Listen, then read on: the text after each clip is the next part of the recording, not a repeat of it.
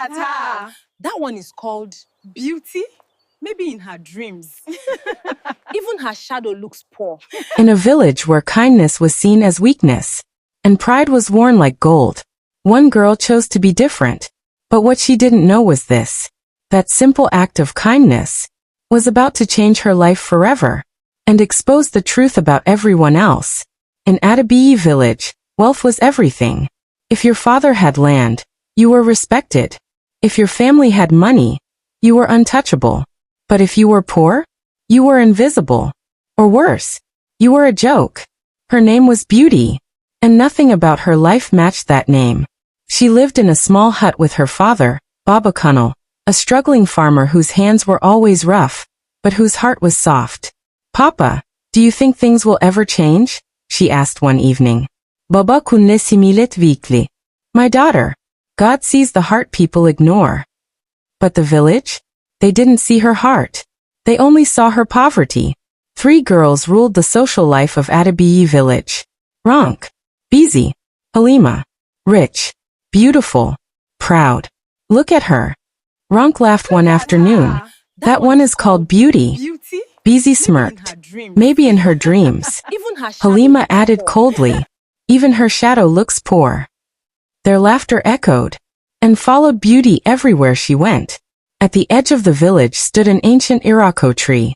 No one went near it, but elders whispered something strange. Every 2 years a stranger comes from that tree. Not to beg, not to stay, but to test. The old woman appeared quietly, bent, weak, tired. She approached Ronk. "My daughter, please, can you help me?" Ronk stepped back immediately. "Help you? Do I look like your servant?" She walked away. The old woman watched her go, her face unreadable. The next day, she found Bizi. "My child, I haven't eaten." Bizi laughed loudly. "Then go and work. Or is my father your provider?" Her friends laughed with her. Again, the old woman walked away, silent. Day 3. Halima didn't even wait. "Stay away from me. People like you bring bad luck." She picked sand and threw it. The old woman stopped, turned slowly. For a moment, something in her eyes changed. Evening. The sky was calm. Beauty was returning home, tired and hungry. Then she saw her. The old woman, barely standing.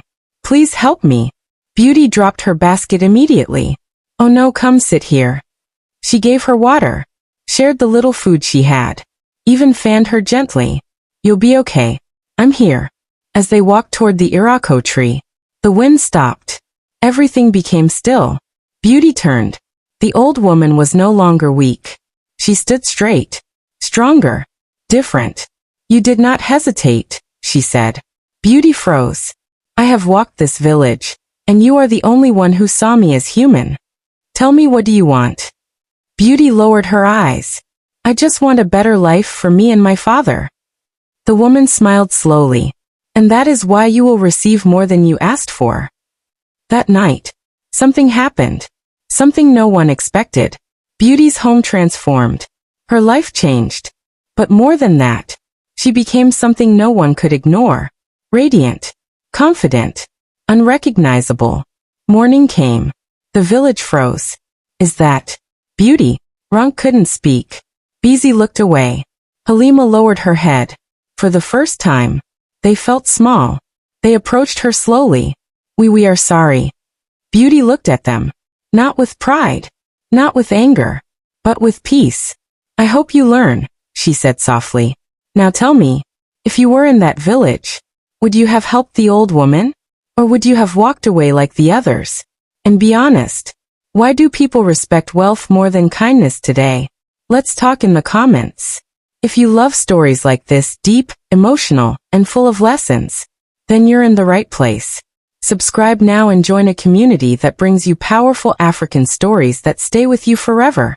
Because in the end, it wasn't the richest girl in the village who was remembered. It was the kindest one. And sometimes, the smallest act of kindness is the one that changes everything.